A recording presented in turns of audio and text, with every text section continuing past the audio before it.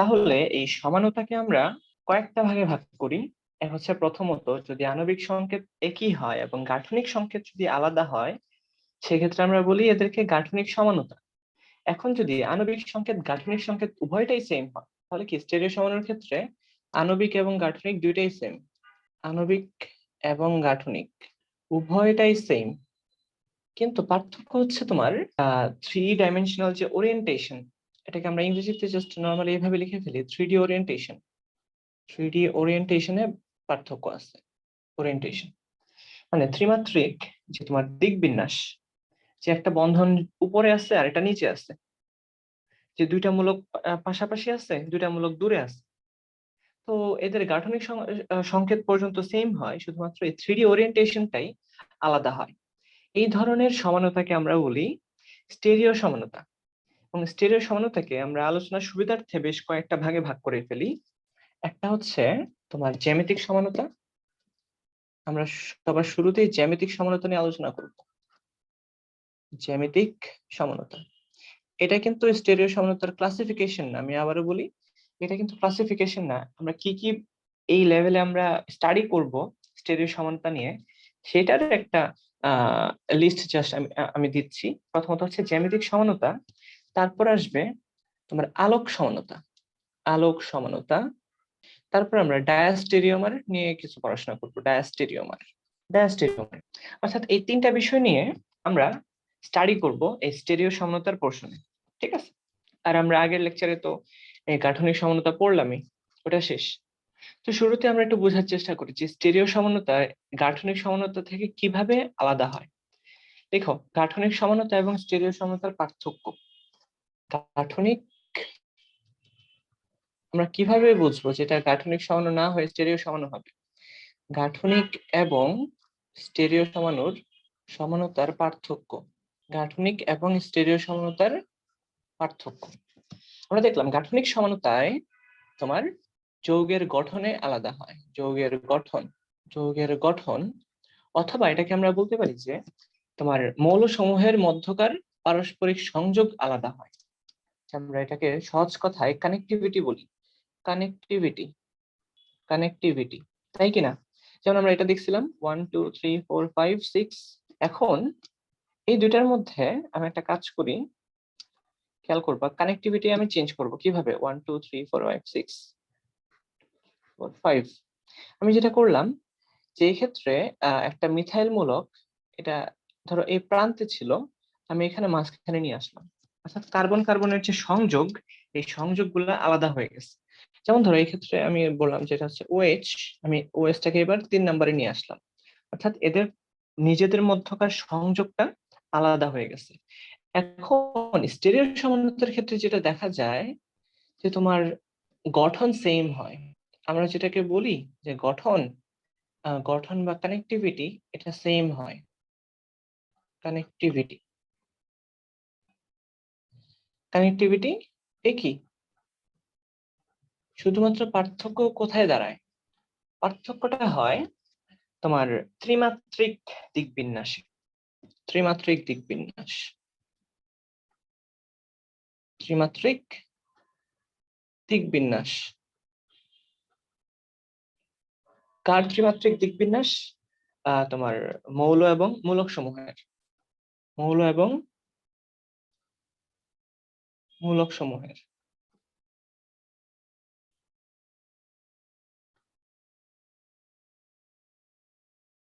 মৌল এবং মূলক সমূহের ত্রিমাত্রিক দিক বিন্যাসটাই আলাদা হয়। যেমন খুব মনোযোগ দিয়ে দেখো, আমি একটা সাইক্লোবিউটেন রিং এর মধ্যে আমি দুইটা মূলককে দিব। খেয়াল করো, মূলক বলতে আমি ধরো হাইড্রোক্সিল মূলকটাকেই দিলাম। এই হাইড্রোক্সিল মূলক, এই ক্ষেত্রে আরেকটা হাইড্রোক্সিল মূলক, এবং আমি আরেকটা যৌগ আঁকি। খুবই মনোযোগের সাথে দেখতে হবে।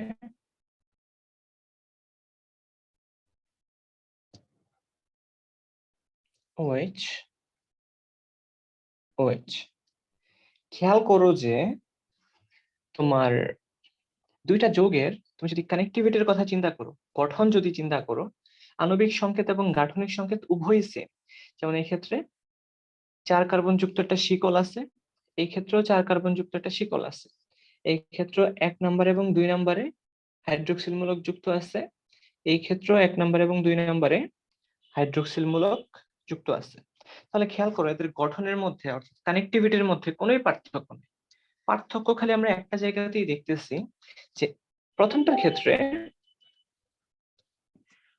ক্ষেত্রে দেখতেছি যে তোমার OH এইখানে যে তলটা আছে এই তলের উপরে অবস্থান করতেছে। দেখো আমরা যখন এইটা বুঝাবো, তো এটাকে আমরা বলি যে ওয়েজ। একটু বুঝে রাখো, এটাকে আমরা বলতেছি কি ওয়েজ। এই ওয়েজ দ্বারা বোঝায় যে above the plane, above the plane, অর্থাৎ তলের উপরে অবস্থান করতেছে। ধরো তোমার খাতায় তুমি এই চতুর্ভুজটা আঁকছো, এই চতুর্ভুজটা বা সাইক্লোবিউটেন রিংটা তুমি খাতায় আঁকছো, খাতা থেকে উপরের দিকে বের হয়ে আসবে এই ওয়েজ। আর এখানে যেটা আছে, এখানে আছে তোমার ড্যাশ, এটাকে আমরা বলতেছি ড্যাশ। এই ড্যাশ দ্বারা বোঝায় এটা তোমার থেকে দূরে সরে যাচ্ছে, অর্থাৎ এটা নিচে নেমে যাচ্ছে, বিলো দ্য প্লেন। ড্যাশ দ্বারা বোঝায় কি বিলো দ্য প্লেন।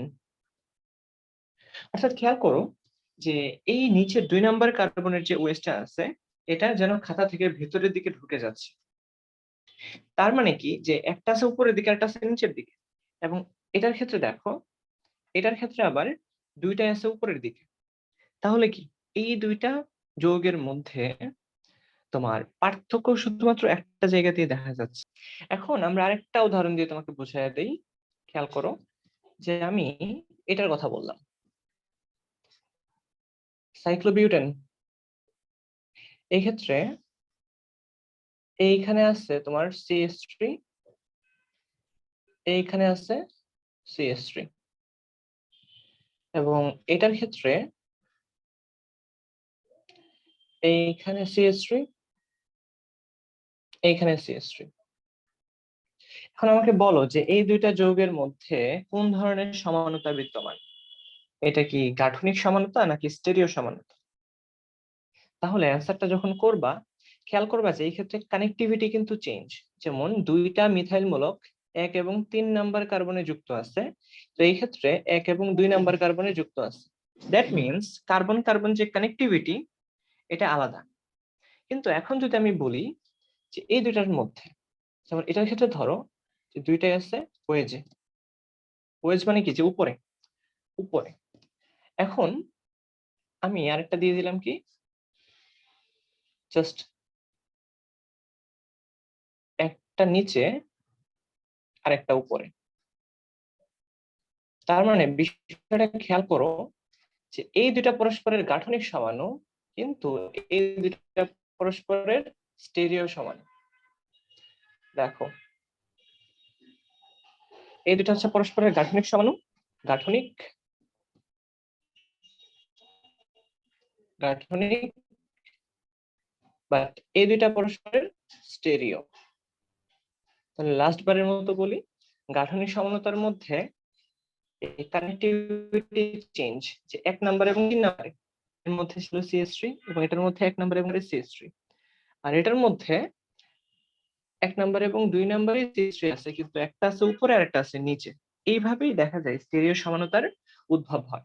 তাছাড়া আরেকটা আছে, খেয়াল করে দেখবা, আমি যদি বলি যে কার্বন ডাবল, এই ক্ষেত্রে CH3, এক্ষেত্রে আমি বললাম OH, এবং এক্ষেত্রে আছে CH3, এখানেও OH। এই যে তোমার যৌগটা, এটার সেম আমি আরেকটা যৌগকে আঁকবো, CH3 OH, নিচের দিকে CH3, বাট এদিকে CH3 এবং আগের মতোই OH। তো খেয়াল করো তো এই দুইটা যৌগের মধ্যে তোমার গঠনগত কোনো পার্থক্য আছে কিনা? এই দুইটা যৌগের মধ্যে গঠনগত কিন্তু কোনোই পার্থক্য নেই। এ তো carbon carbon oxygen, carbon carbon oxygen, carbon carbon oxygen, carbon carbon oxygen, অর্থাৎ কানেক্টিভিটি কিন্তু সেম, কিন্তু পার্থক্য একটা জায়গাতে। খেয়াল করো, এই ক্ষেত্রে এই দুইটা মিথাইল মূলক ছিল পাশাপাশি এবং এই দুইটা হাইড্রোক্সিল মূলক ছিল পাশাপাশি। তো এই ক্ষেত্রে এই মিথাইল মূলকগুলো কিন্তু অনেক দূরে সরে গেছে, হাইড্রোক্সিল মূলকগুলো অনেক দূরে সরে গেছে, অর্থাৎ ত্রিমাত্রিক যে ওরিয়েন্টেশন, 3D ওরিয়েন্টেশন চেঞ্জ হয়ে গেছে। এই কারণেই এদেরকে আমরা বলবো স্টেরিও সমাণু, স্টেরিও সমাণু। আই হোপ তোমরা বুঝতে পারছো। এবং এই টাইপের স্টেরিও সমাণু, এটাকে আমরা বিশেষভাবে বলি যে জ্যামিতিক সমাণু, জ্যামিতিক সমাণু। আমরা এটা দিয়ে শুরু করব, জ্যামিতিক সমাণু। তাহলে লিখে ফেলো, প্রথম স্টেরিও সমাণু জ্যামিতিক সমাণু।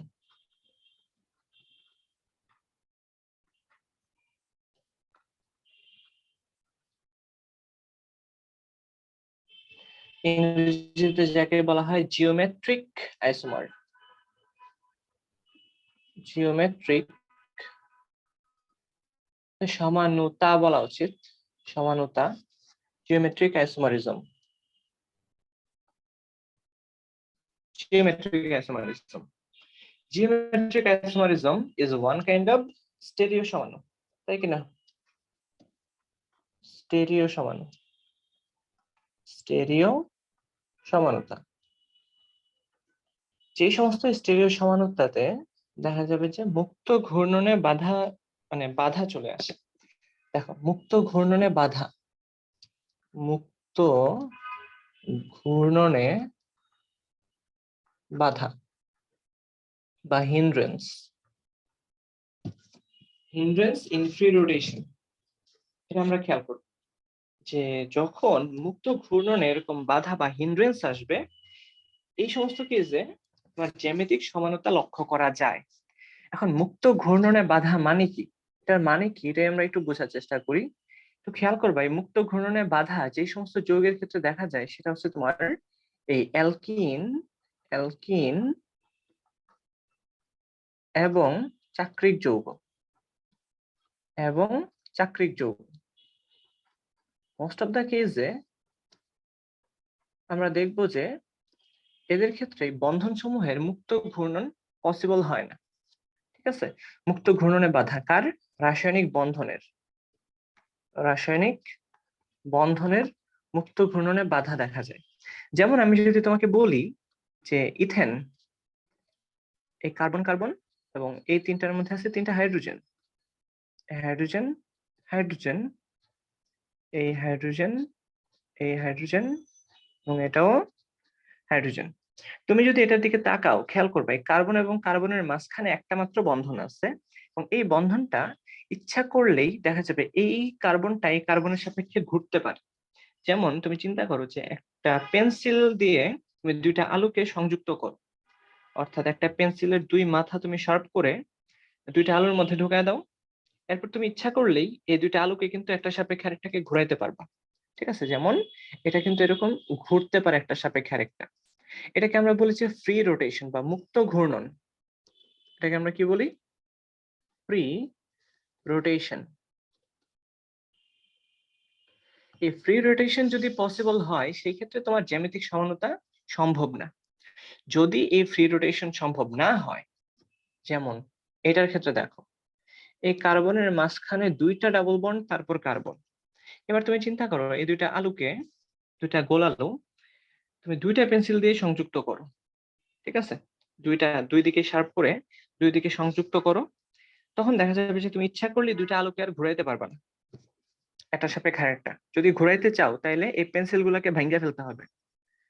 সেই ক্ষেত্রে দেখা যাবে যে এই ক্ষেত্রে মুক্ত ঘূর্ণন যেহেতু পসিবল না, এটাকে আমরা বলতেছি যে হিন্ডার্ড রোটেশন বা বাধাগ্রস্ত ঘূর্ণন। ইংরেজিটাই সুন্দর হয়, হিন্ডার্ড রোটেশন। যেহেতু মুক্ত ঘূর্ণন এই ক্ষেত্রে সম্ভব না, এই ক্ষেত্রে জ্যামিতিক সমানতা উদ্ভব হতে পারে। আমি কি বললাম? এই ক্ষেত্রে জ্যামিতিক সমানতা তৈরি হতে পারে। কারণ আমি কেন বলি নাই যে এই ক্ষেত্রে জ্যামিতিক সমানতা হবেই, এটার কারণ এই দ্বিবন্ধনের যে দুইটা কার্বন আছে তাদের সাথে যারা যারা যুক্ত থাকবে, খেয়াল করো, ধরো এ বি সি ডি, এরা যুক্ত আছে, এ বি এবং সি ডি। এই ক্ষেত্রে একটা শর্ত আছে, এ এবং বি তারা সমান হইতে পারবে না। কি বললাম? এই কার্বন কার্বন দ্বিবন্ধনের সাথে যারা যুক্ত আছে, খেয়াল করো, এক সাইডে যারা যুক্ত আছে এরা কখনোই সেম হইতে পারবে না। সেম ভাবে এই সি এবং ডি ও সেম হতে পারবে না। সি এবং D not equals to C not equals to D. যদি সেম হয়ে যায় সেক্ষেত্রে কিন্তু আর জ্যামিতিক সমানতা থাকবে না। যেমন কিছু উদাহরণ দিলে তুমি বুঝতে পারবা। এই যে কার্বন, ডাবল বন্ড কার্বন, তো এই ক্ষেত্রে আছে হাইড্রোজেন, এই ক্ষেত্রে আছে ব্রোমিন, এই ক্ষেত্রে হাইড্রোক্সিল এবং এই ক্ষেত্রে আছে ক্লোরিন। তো এবার খেয়াল করো যে এই যৌগের মধ্যে জ্যামিতিক সমানতা পসিবল কি? এটা কি পসিবল নাকি পসিবল না, বলো। খেয়াল করবা, যেহেতু এই কার্বন কার্বন দ্বিবন্ধন এর সাথে যারা যারা যুক্ত আছে, আমরা এক পাশে তাকাবো, যেহেতু এরা আলাদা, দেখো এরা যেহেতু আলাদা, অবশ্যই এই ক্ষেত্রে জ্যামিতিক সমানতা পসিবল। এখন তুমি এটার ক্ষেত্রে দেখো, carbon carbon double bond, hydrogen hydrogen, CH3 hydrogen, এটার নাম কি? প্রোপিন, তাই না? এটার নাম হচ্ছে প্রোপিন।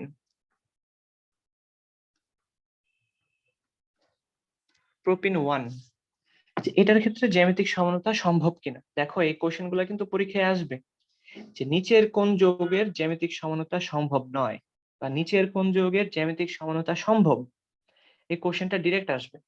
তাহলে এবার তুমি অ্যান্সার করবে যে প্রোপিন 1 এর জ্যামিতিক সমানতা সম্ভব নয়, কারণ এটার 1 নাম্বার কার্বনে দেখো দুইটা জিনিস সেম হয়ে গেছে, একদিকে দুইটা দুইটা হাইড্রোজেন, সুতরাং এই ক্ষেত্রে জ্যামিতিক সমানতা সম্ভব নয়।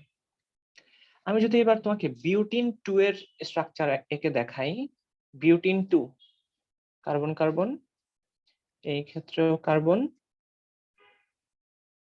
হাইড্রোজেন, CH3 হাইড্রোজেন, এটা হচ্ছে তোমার বিউটিন 2। বিউটিন 2, এই বিউটিন 2 এর জ্যামিতিক সমানতা পসিবল কিনা যদি এই কোশ্চেনটা আসে, হ্যাঁ এটার জ্যামিতিক সমানতা পসিবল। কারণ দেখো এই কার্বন কার্বন দ্বিবন্ধনের এক সাইডের দিকে যদি আমরা তাকাই, এরা আলাদা আলাদা, এটা আছে CH3 আর এটা আছে হাইড্রোজেন। যেহেতু দুই সাইডে আলাদা আলাদা গ্রুপ যুক্ত আছে, তাই এই বিউটিন 2 এর ক্ষেত্রে জ্যামিতিক সমানতা পসিবল। এবং হ্যাঁ, আমরা আসলেই দেখি এটা পসিবল। দেখো সেম গ্রুপ যদি এক পাশে থাকে, দেখো সেম গ্রুপ এক পাশে, যেমন এটা CH3, এটা CH3 সেম, এটা আছে উপরে, যদি তারা সেম গ্রুপ যদি এক পাশে যুক্ত থাকে, এই জাতীয় যৌগকে আমরা বলি সিস যৌগ। ঠিক আছে, সিস বিউটিন 2। তাহলে এর উল্টা আরেকটা পসিবল, উল্টাটা কেমন possible? CH3 carbon double bond, এক্ষেত্রে খেয়াল করো, আমি জাস্ট এই নিচের হাইড্রোজেনটাকে উপরে উঠায় দেই এবং উপরেরটাকে নিচে পাঠাই। এবার যদি আলাদা আলাদা ডিরেকশনে যদি থাকে, অর্থাৎ তারা যদি অনেক দূরে দূরে থাকে, দেখো এরা কি দূরে আছে, অনেক দূরে, আর এক্ষেত্রে ছিল কি এরা কাছাকাছি। কাছাকাছি থাকলে সিস, আর যদি অনেক দূরে দূরে থাকে সেক্ষেত্রে এটা হবে কি ট্রান্স। তাহলে এই যৌগের নাম ট্রান্স বিউটিন 2, ট্রান্স বিউটিন 2। উপরেরটা ছিল সিস বিউটিন 2, নিচেরটা ট্রান্স বিউটিন 2। আশা করি এটা তুমি বুঝতে পারছো। এখন এই হিন্ডার্ড রোটেশন আরেকটা ক্ষেত্রে পসিবল, সেটা হচ্ছে চাক্রিক যৌগের ক্ষেত্রে। যেমন তুমি জাস্ট এই ব্যাপারটা খেয়াল করো, আমি একটা সাইক্লোপ্রোপেন রিং আঁকি, এই রিং এর এই ক্ষেত্রে এ, এইখানে বি, এইখানে সি, এইখানে ডি, খেয়াল করো এই ক্ষেত্রেও কিন্তু তুমি এ বি কে যদি এক পাশে ধরে স্থির ধরে সি এবং ডি কে ঘুরাইতে চাও, এটা কিন্তু সম্ভব হবে না, কারণ সি এবং ডি কে ঘুরাইতে হলে এই বন্ধন দুইটাকে ভাঙতে হবে, অর্থাৎ যে কোনো একটা বন্ধনকে ভাঙতে হবে। এখন যেহেতু এক্ষেত্রেও তোমার ফ্রি রোটেশন পসিবল নয়, অর্থাৎ হিন্ডার্ড রোটেশন, তাই যেটা দেখা যায় যে এক্ষেত্রেও তোমার জ্যামিতিক সমতা তৈরি হতে পারে।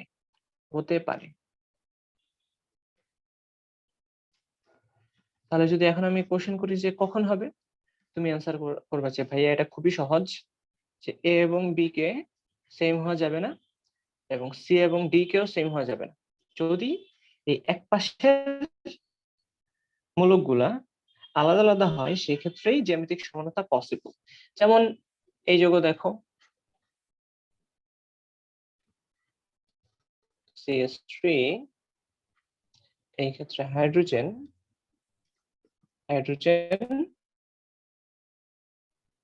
CH3, দেখো আলাদা আলাদা, এই গোটার তোমার জ্যামিতিক সমানতা পসিবল।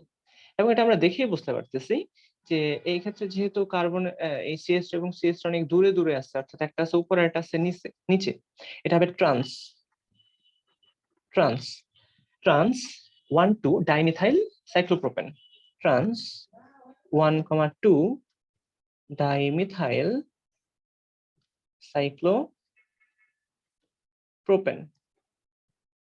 দেখো বুঝতে পারছো কিনা? তাহলে আমি যদি এই CH3টাকে এক পাশে আঁকি, এক পাশে মানে উপরে যদি আঁকি CH3, এটাও দেখো উপরে CH3, আর হাইড্রোজেনটা নিচে, এই হাইড্রোজেনটাও নিচে। এখন দেখো এরা কিন্তু আবার পাশাপাশি চলে আসছে, এই দুইটা হাইড্রোজেন নিচে, CH3 উপরে, তাহলে এটাকে আমরা বলবো যে cis cis 1,2 dimethyl propane, cis 1,2 dimethyl propane. তো এই হচ্ছে তোমার জ্যামিতিক সমানতা, যেখানে কিনা হিন্ডার্ড রোটেশন থাকবে, এই তো তোমার মুক্ত ঘূর্ণনে বাধা থাকবে, এই ক্ষেত্রে আমরা দেখব জ্যামিতিক সমানতার উদ্ভব হতে পারে। এখন যদি দুইটা কার্বন কার্বন যে দ্বিবন্ধন অথবা তোমার শিকল আছে, এদের যে কোনো একটা সাইডে যদি আলাদা আলাদা মূলক যুক্ত থাকে, ঠিক তখনই আমরা দেখতে পাবো যে ক্ষেত্রে জ্যামিতিক সমানতা আছে। আর যদি সেম যৌগ যুক্ত থাকে বা সেম মূলক যদি যুক্ত থাকে, সেক্ষেত্রে কিন্তু জ্যামিতিক সমানতা পসিবল নয়। ওকে, এখন এই জ্যামিতিক সমতার তুমি কিছু বৈশিষ্ট্য শিখে ফেলবা। দেখো এই সিস ট্রান্সের বৈশিষ্ট্য,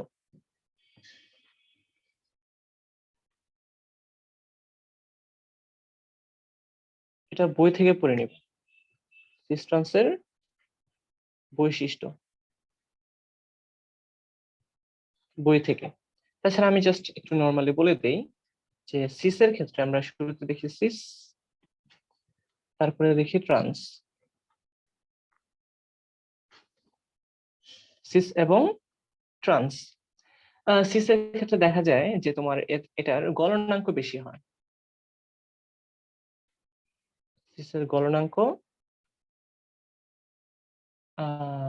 গলনাঙ্ক হবে কম, সিসের গলনাঙ্ক কম, ট্রান্সের গলনাঙ্ক বেশি।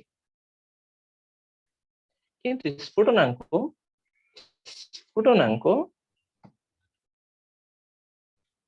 স্ফুটনাঙ্ক কিন্তু আবার সিসের বেশি, ট্রান্সের কম। ঠিক আছে, তুমি যদি পোলারিটির কথা দেখো, পোলারিটি পোলারিটি সিসের বেশি, ট্রান্সের কম। ঠিক আছে, আমি যদি বলি যে প্রতিসাম্যতা, প্রতিসাম্যতা